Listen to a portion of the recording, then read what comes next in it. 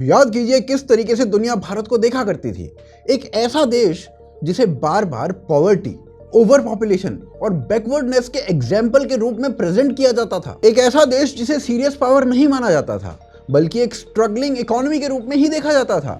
कभी इसे ship to mouth economy बोला गया, मतलब खुद का खाना तक स्टेबल नहीं है इनका। कभी इसे सिर्फ चीप लेबर का सोर्स समझा गया, और जब भी हाई लेवल टेक्नोलॉजी की बात आती तो इंडिया को उस रेस से बहुत दूर रखा जाता, बहुत दूर। लेकिन आज दुनिया एक अलग फेज में खड़ी है। आज कंपटीशन सिर्फ इकोनॉमी या मिलिट्री पावर का नहीं रह गया है। आज की दुनिया में सबसे बड़ी रेस है एनर्जी की, और हर कंट्री ये समझ चुकी है कि फ्यूचर उसका होगा जिसके पास अपनी एनर्जी का कंट्रोल होगा। भारत अपने न्यूक्लियर एनर्जी प्रोग्राम की दूसरी स्टेज में आगे बढ़ गया है। दूसरी स्टेज 3 स्टेज का न्यूक्लियर पावर प्रोग्राम 1954 में बना था। डॉक्टर होमी जहांगीर भाभा ने इसको बनाया था। 70 साल से ज्यादा हो चुके हैं, तब फिर हम दूसरी स्टेज पर क्यों अटके हैं? क्योंकि सिंपल बात यही है, अगर आप एनर्जी के लिए किसी और देश के ऊपर डिपेंडेंट हो तो आप कभी भी कंप्लीटली इंडिपेंडेंट नहीं हो सकते। और इसी वजह से पिछले कई डेकेड से एक पर्टिकुलर टेक्नोलॉजी पर पूरी की पूरी दुनिया का फोकस रहा है। एक ऐसी टेक्नोलॉजी जो अगर क्रैक हो जाए तो एनर्जी का पूरा इक्वेशन चेंज कर सकती है। लेकिन ये काम इतना आसान नहीं था। बड़े से बड़े डेवलप्ड देश ने इसके ऊपर काम करने की कोशिश की, इसके ऊपर हेवी इन्वेस्टमेंट किया गया, लेकिन स्टेबल रिजल्ट मिलना बिल्कुल भी सिंपल नहीं था। और इसी बीच भारत से एक ऐसा डेवलपमेंट होता है जो पूरी की पूरी स्टोरी को एक नए डायरेक्शन में ले जाता है। आज इंडिया ने अपना खुद का made in India prototype fast breeder reactor successfully start कर दिया है। और ये कोई छोटी मोटी बात नहीं है। माइंड यू, अभी तक ये सिर्फ रशिया ही कर पाया है।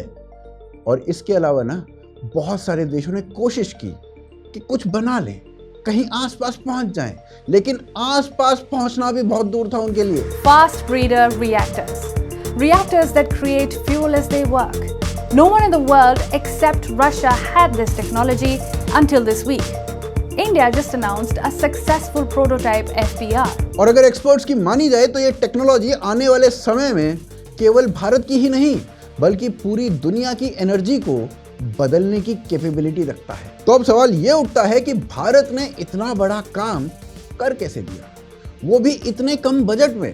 आखिर ये दुनिया के लिए इतना बड़ा मूवमेंट क्यों है?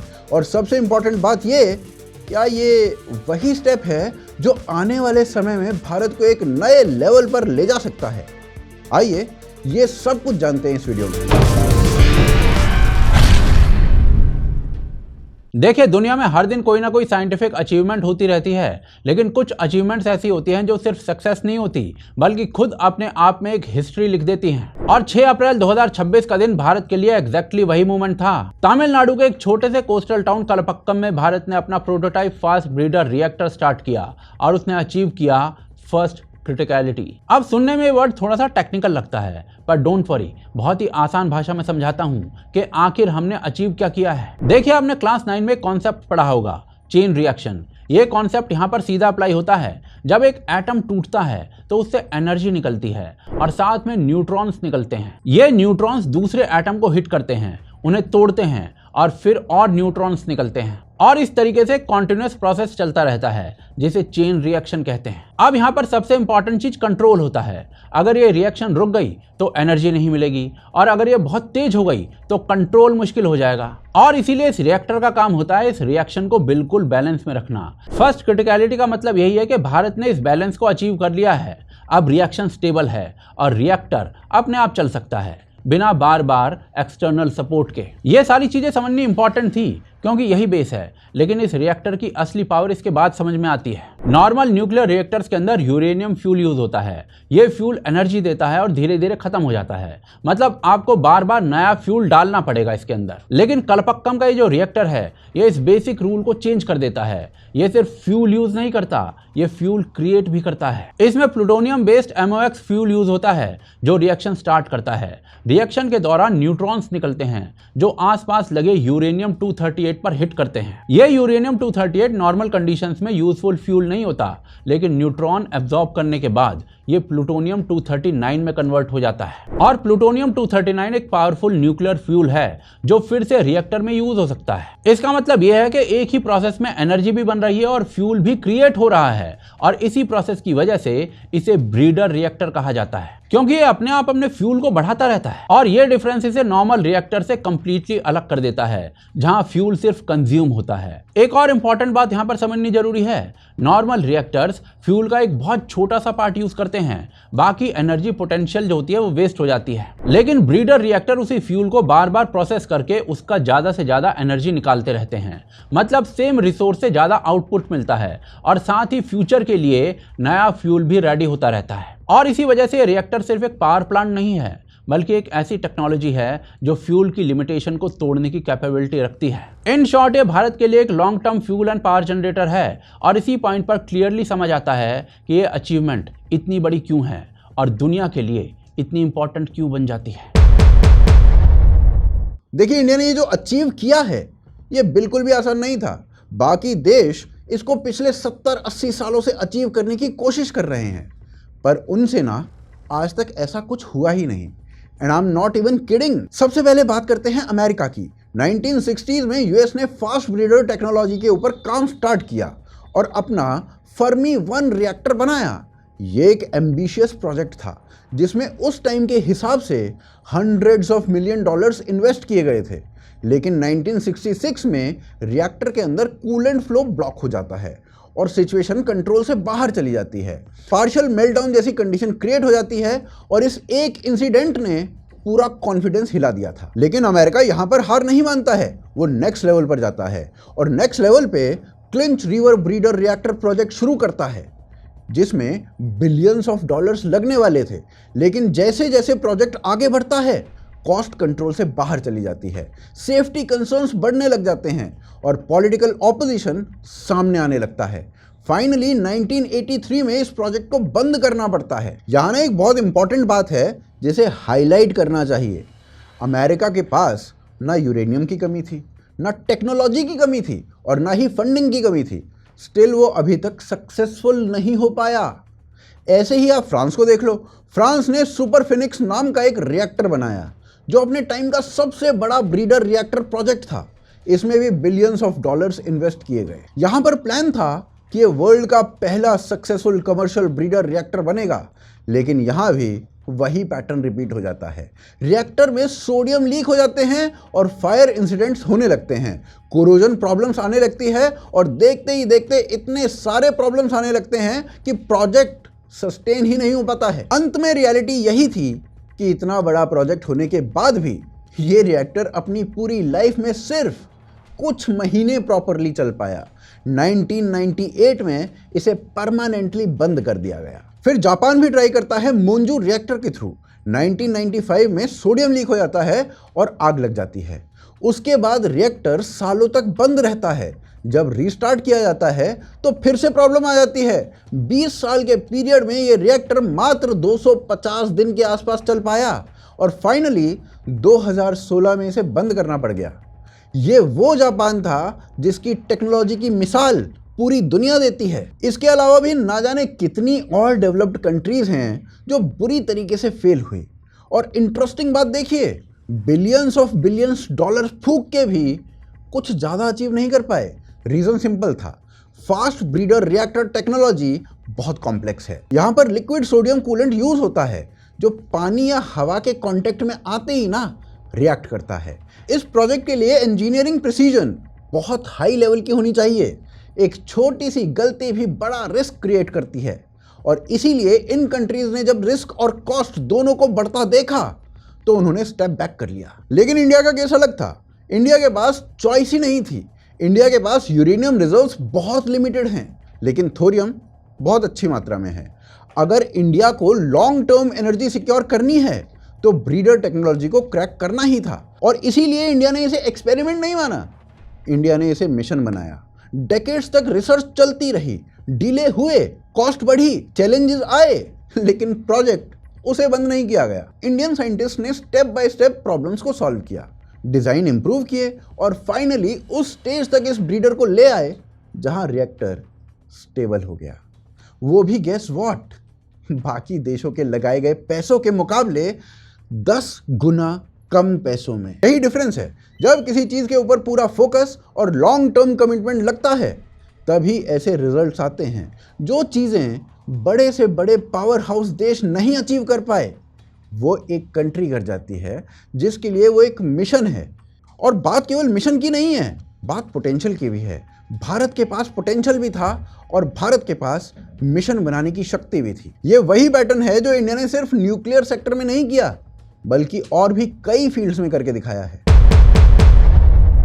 देखिए, वही भारत है जिसका वेस्ट मजाक उड़ाया करता था कि ये तो सांप और जंगलों का देश है। ये इमेज आज की नहीं है, ये डेकेड्स तक, दशकों तक बिल्ड की गई थी। 1960-70s के टाइम पर भारत को शिप टू माउथ इकोनॉमी बोला गया था, मतलब खुद का खाना तक स्टेबल नहीं है भारत का, ये कहा जा रहा था। और हम हर चीज के लिए बाहरी देशों पर डिपेंडेंट थे। फूड क्राइसिस के टाइम पर भारत को एक ऐसे देश के रूप में दिखाया गया था जो सर्वाइव ही मुश्किल से कर पा रहा था। इसके बाद जब भारत ने 1974 में न्यूक्लियर टेस्ट किया तो रिएक्शन पता है क्या था? भारत के ऊपर तुरंत सैंक्शंस लगा दिए गए, टेक्नोलॉजी एक्सेस रोक दिया गया। क्लियर सिग्नल था कि भारत को एडवांस टेक्नोलॉजी इकोसिस्टम में आगे बढ़ने नहीं दिया जाएगा और ये पूरी दुनिया की तरफ से संदेश जा रहा था। बेसिकली वेस्ट बर्दाश्त ही नहीं कर पाया कि भारत जैसा एक देश उस फील्ड में आगे निकलने की कोशिश कर रहा है जिसमें वो आगे थे। और इसी वजह से 1980s और 90s में जब भारत ने अपने रॉकेट्स और इंजन्स पर काम स्टार्ट किया तो क्रायोजेनिक इंजन टेक्नोलॉजी देने से मना कर दिया गया वेस्ट के द्वारा। रशिया के साथ डील भी प्रेशर में कैंसिल करवा दी गई, मतलब भारत को डायरेक्टली ब्लॉक किया गया कि वो हाई एंड स्पेस कैपेबिलिटी तक ना पहुंच पाएं। ये सब एक कॉन्टिन्यूअस पैटर्न था। भारत को अंडर एस्टिमेट किया गया, रिस्ट्रिक्शंस लगाए गए और एक लिमिटेड कैपेबिलिटी वाले देश के रूप में ट्रीट किया गया। हाँ, वो अलग बात है कि हमने अपने दम पर बाद में ये चीजें खुद डेवलप कर ली। ऐसे ही 2014 में न्यूयॉर्क टाइम्स ने भारत के मार्स मिशन के टाइम पर एक कार्टून पब्लिश किया था जिसमें भारत को एक गाय के साथ इलीट स्पेस क्लब के बाहर नॉक करता हुआ दिखाया गया था। मैसेज वही पुराना था कि भारत गंवार और पिछड़ा देश है, यहाँ पर हमारे साथ बैठने की कोशिश कैसे कर रहा है। लेकिन भारत को इससे फर्क नहीं पड़ा, भारत अपना काम करता रहा और इसीलिए भारत में जो चेंज आया है वो अप्रोच का है। भारत ने डिसाइड किया कि जो नहीं मिल रहा वो खुद बनाएंगे। इंपोर्टेड सिस्टम्स पर डिपेंडेंसी को कम किया, एक्स्ट्रा चीजों पर पैसा वेस्ट नहीं किया, स्टेप बाय स्टेप अपनी कैपेबिलिटी को बिल्ड किया गया। इसरो ने अपने रॉकेट्स खुद डेवलप किए, हर फेलियर से सीखा, डिजाइन को इंप्रूव किया और सिस्टम को स्ट्रांग बनाया। एंड रिजल्ट आपके सामने है।